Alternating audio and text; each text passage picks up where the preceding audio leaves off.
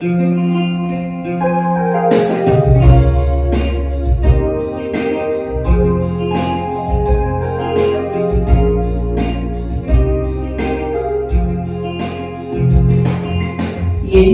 தேவனால் எந்த தேவனால் நிச்சயம் நான் ஆசீர்வாதம் பெற்றுக் கொள்ளுவேன். உந்தன் வசனம் கை கொள்ளுவேன். உந்தன் வழிகளில் நான் நடந்திடுவேன். எந்த தேவனால் எந்த தேவனால் நிச்சயம் நான் ஆசீர்வாதம் பெற்றுக் கொள்ளுவேன். உந்தன் வசனம் கை கொள்ளுவேன். உந்தன் வழிகளில் நான் நடந்திடுவேன். தேசத்தில் நான் ஆசீர்வாதமாய் இருப்பேன்.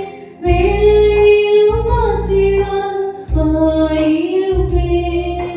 தேசத்தில் நான் ஆசீர்வாதமாய் இருப்பேன். வேலையிலும் ஆசீர்வாதமாய் இருப்பேன். என் வீட்டில் ஆனால் குறைவில்லையே. என் தேவைகள் ஒன்றும் தடையில்லையே. என் வீட்டில் ஆனால் குறைவில்லையே. என் தேவைகள் ஒன்றும் தடையில்லையே.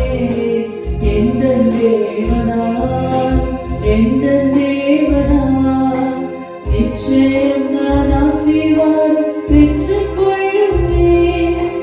உந்தன் வசனம் கை கொள்ளுவேன். உந்தன் வழிகளில் நான் நடந்திடுவேன். எனக்கு எதிராய் வரும் ஆயுதமெல்லாம் நிர்மூலமாய் போய்விடும். எந்த தேவனால் எனக்கு எதிராய் வரும் ஆயுதமெல்லாம் நிர்மூலமாய் போய்விடும். எந்த தேவனால் எந்த ஆரோக்கியம் தேவனாகவே. எந்த சரீரம் ஆசீர்வதிக்கப்படும். எந்த ஆரோக்கியம் தேவனாகவே. எந்த சரீரம் ஆசீர்வதிக்கப்படும். எந்த தேவனால் எந்த தேவனால் நிச்சயம் நான் ஆசீர்வாதம் பெற்றுக் கொள்ளுவேன். உந்தன் வசனம் கை கொள்ளுவேன். உந்தன் வழிகளில் நான் நடந்திடுவேன். இனி என்றும் கடமாக விடமாட்டான். கொழுந்ததை செழித்தாக செய்திடுவான். இனி என்றும் கடமாக விடமாட்டான். கொழுந்ததை செழித்தாக செய்திடுவான். உயர்வடை வேண்டின் வாழ்க்கையிலே உன்னதங்களில் என்னை உயர்த்திடுவான்.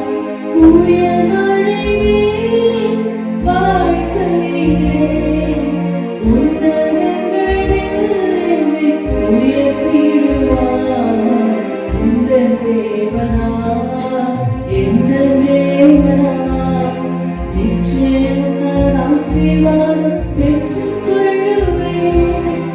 உந்தன் வசனம் கை கொள்ளுவேன். உந்தன் வழிகளில் நான் நடந்திடுவேன். கர்த்தரும் இரட்சகருமாய் இருக்கிற இயேசு கிறிஸ்துவின் இனிதான நாமத்தினாலே இந்த ஜெப மாதத்தின் 27வது நாள் ஜெபத்திலே இணைந்திருக்கிற தேவ பிள்ளைகள் எல்லாரையும் வாழ்த்துகிறேன். இன்றைக்கும் ஒரு கிறிஸ்தவனுடைய வாழ்க்கையிலே அல்லது ஒரு ஆவிக்குரியவனுடைய வாழ்க்கையிலே எப்படி ஆவிக்குரிய நன்மைகள், ஆவிக்குரிய ஆசீர்வாதங்கள் எவ்வளவு முக்கியமோ அதே போல உலகத்துக்குரிய ஆசீர்வாதங்களும் சில வேளைகளிலே மிகவும் முக்கியமாக காணப்படுகிறது. விசேஷமாக நம்மை காண்கிற புறச்சாதியாருடைய கண்களுக்கு ஒரு சாட்சி என்ன அப்படின்னு சொன்னா, ஆண்டவரை ஆராதிக்க வருகிற ஜனங்கள் ஒரே தேக்க நிலையிலே இருக்கக்கூடாது. பொருளாதார நிலைமையிலும் சரி, நம்முடைய உலக பிரகாரமான ஆசீர்வாதங்களிலும் சரி, நாம் ஆசீர்வதிக்கப்பட்டிருக்கிறதை புறச்சாதியார் கண்டு கர்த்தரை நம்பும்படியாக நம்முடைய வாழ்க்கை அமைய வேண்டும் என்று சொன்னால், கர்த்தருடைய ஆசீர்வாதமே ஐஸ்வர்யத்தை தரும், அதனோட அவர் வேதனையை கூட்ட மாட்டார் என்கிறதா வேதம் நமக்கு சொல்லுகிறது. அப்படியானால் நம்முடைய தேவன் நம்மை ஆசீர்வதிக்கிற தேவனாய் இருக்கிறார். கர்த்தருக்கு பயப்படுகிற பெரியோரையும் சிறியோரையும் அவர் ஆசீர்வதிக்கிற தேவனாய் இருக்கிறார். யூதரானாலும் சரி, கிரேக்கரானாலும் சரி, நம்மை தேடுகிற யாவருக்கும் கர்த்தர் ஐஸ்வர்ய சம்பன்னராய் இருக்கிறார். ஐஸ்வர்யத்தை சம்பாதிக்கிறதற்கான பலனை தருகிறவராய் இருக்கிறார். கர்த்தரை நம்புகிறோமோ செழிப்பான் என்கிறதாய் வேதம் சொல்லுகிறது இல்லையா? சிங்கக்குட்டிகள் தாழ்ச்சி அடைந்து பட்டினியாய் இருக்கும். கர்த்தரை தேடுகிறவர்களுக்கோ ஒரு நன்மையும் குறைவுபடாது என்று சொல்லி சிலுவையில கூட நம்முடைய ஆண்டவராகிய இயேசு கிறிஸ்து சம்பாதித்து வைத்த நன்மைகளில் ஒன்று என்ன தெரியுமா? நம்மை ஐஸ்வர்யவான்கள் ஆக்கும்படியாக நம் நிமித்தம் அவர் தரித்திரரானார் என்கிறதாய் வேதம் நமக்கு சொல்லுகிறது. அப்படியானால் ஐஸ்வர்யம் மாத்திரமல்ல, நமது உலக பிரகாரமாக ஆசீர்வாதமாய் இருக்கிறது கர்த்தரால வருகிற ஒரு நன்மையாய் இருக்கிறது.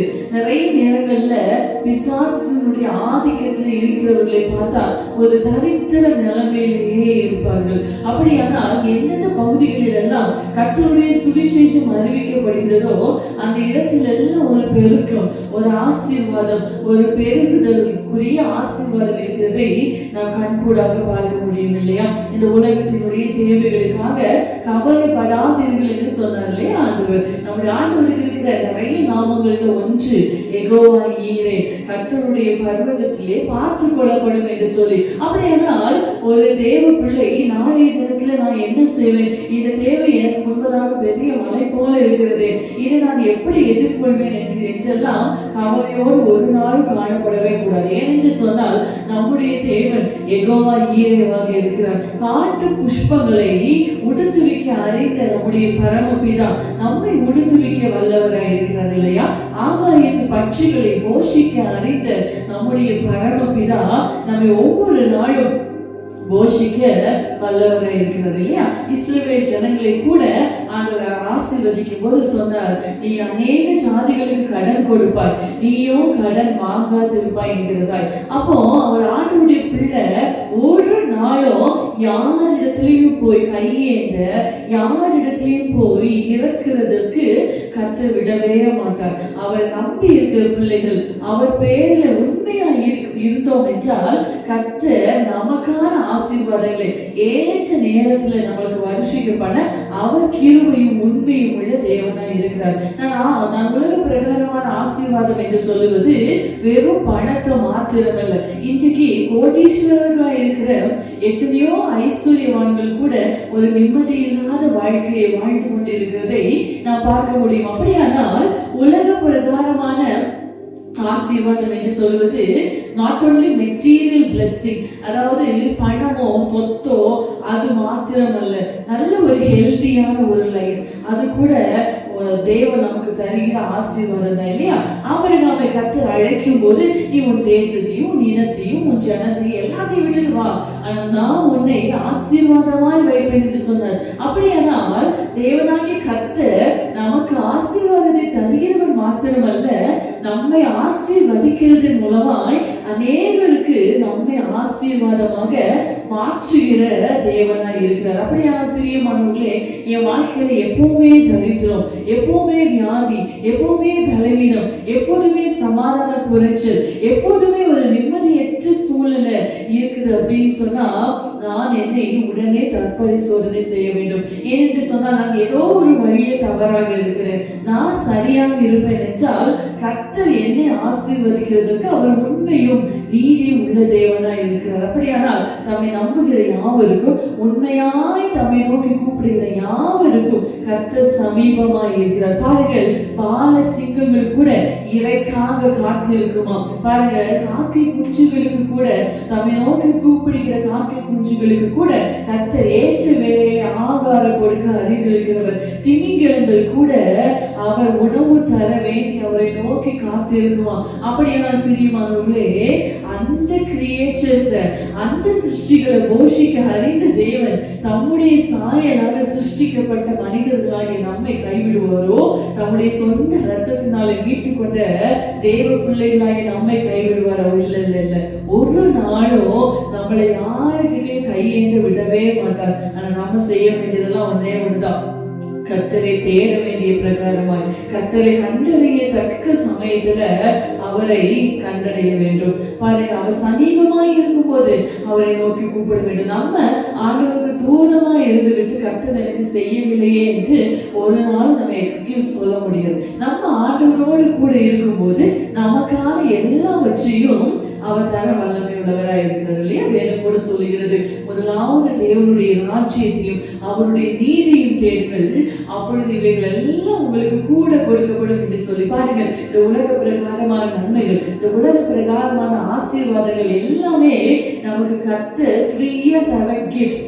அதை தருகிறதற்கு கர்த்தர் உண்மை உள்ளவராக இருக்கிறார். ஆனால் நம்ம செய்ய வேண்டியதெல்லாம் மேலானவைகளை தேட வேண்டும். அவருடைய ராஜ்யத்துக்குரியவைகளை நாம் தேடும் போது, அவருடைய ராஜ்யத்தை கட்ட நாம் எத்தனைக்கும் போது நமக்கான தேவைகளை கர்த்தர் பார்த்து கொள்வார். கர்த்தருடைய பர்வதத்திலே நம்முடைய தேவைகள் எல்லாம் பார்த்து கொள்ளப்படும். ஒருவேளை இந்த ஜெபத்துல கலந்திருக்கிற தேவ பிள்ளைகள், உங்களுடைய வாழ்க்கையில ஏதாவது ஒரு விஷயத்துல நீங்க குறைவுபட்டிருப்பீங்கன்னு சொன்னா, இந்த நன்மை என்னுடைய வாழ்க்கையில இல்லையே அப்படின்னு சொல்லி ஏங்குவீர்கள் என்று சொன்னால், ஒருவேளை ஏதாவது கடன் பிரச்சனைகள் இல்ல நீங்க சிக்கி அதுல இருந்து மீள முடியாமல் தவித்துக் கொண்டிருப்பீங்கன்னா, இல்ல ஒழுங்கான ஒரு வேலை இல்லாம இந்த உலகத்துல நிம்மதியாய் வாழ்க்கிறதுக்கான ஏதோ ஒரு ஆசீர்வாத குறைவோட இருப்பீங்களான்னா, ஒரு நிமிடம் கண்களை மூடி நம்ம ஆண்டவர்கிட்ட கேட்போமா? எங்களை நேசிக்கிற எங்கள் அன்பின் தகப்பனே, ஆண்டவரே, இந்த நேரத்துல இந்த ஜெபத்துல இணைந்து ஆண்டவரே தங்களுடைய பொருளாதார நன்மைக்காக, இந்த உலகத்தினுடைய ஆசீர்வாதங்களுக்காக, தங்களுடைய சுக வாழ்வுக்காக ஆண்டவரே ஏங்கி கொண்டிருக்கிற ஆண்டவர் ஒவ்வொரு பிள்ளைகளையும் நாங்கள் நினைவு கூறுகிறோம் அப்பா. என்னென்ன தேவைகளோடு இருக்கிறாங்களோ கர்த்தர் அவங்களுக்கு வருஷிக்க பண்ணுங்க ஆண்டவரே. சுக வாழ்க்கை சீக்கிரத்துல துளிர்க்கும்படியால் கர்த்தர் உதவி செய்யுங்கப்பா. சாயங்காலத்திலே அழுகை உண்டானா விடியற் காலத்துல கழிப்பு உண்டாகும் சொன்னீங்களேப்பா. என் ஜனங்கள் ஒருபோது வெட்கப்பட்டு போவதில்லை சொன்னீங்களே. வெட்கத்துக்கு பதிலாக இரண்டத்தனையான நன்மைகளினால நிரப்புகிற தேவன், உமக்கு பயப்படுகிற பெரியோரையும் சிறியோரையும் ஆசீர்வதிக்கிற தேவனுடைய ஆசீர்வாதம் அப்பா இந்த பிள்ளைகள் ஒவ்வொருவருடைய வீடுகளிலும் ஆண்டவரை இன்றைக்கே தங்கி இருக்கும்படியா ஜெபிக்கிறோம் ஆண்டவரே. தரித்திர நிலைமைகள் மாறட்டும், சத்துருவனுடைய எல்லா போராட்டங்கள் மாறட்டும் ஆண்டவரை. சுற்றிலும் இருக்கிற புறச்சாதிகளுக்கு முன்பதாக எங்கள் தலை உயர்த்தப்படட்டும், எங்கள் தலை நிமிரட்டும் ஆண்டவரே. நாங்க இருக்கிற ஏரியால எங்களை சாட்சியா நிறுத்துங்கப்பா. அநேகர் அதை கண்டு உண்மை நம்பத்தக்கதாய் நான் எங்களை ஒரு சாட்சியா நிறுத்திருங்க தகப்பனே. எங்களை தாழ்த்தி உடைய கரத்திலே தருகிறோம். இயேசு கிறிஸ்துவின் நாமத்தினாலே ஜெபிக்கிறேங்க ஜீவனுள்ள நல்ல பிதாவே. ஆமென், ஆமென். God bless you. கர்த்தர் உங்களை ஆசீர்வதிப்பாராக. ஆமென்.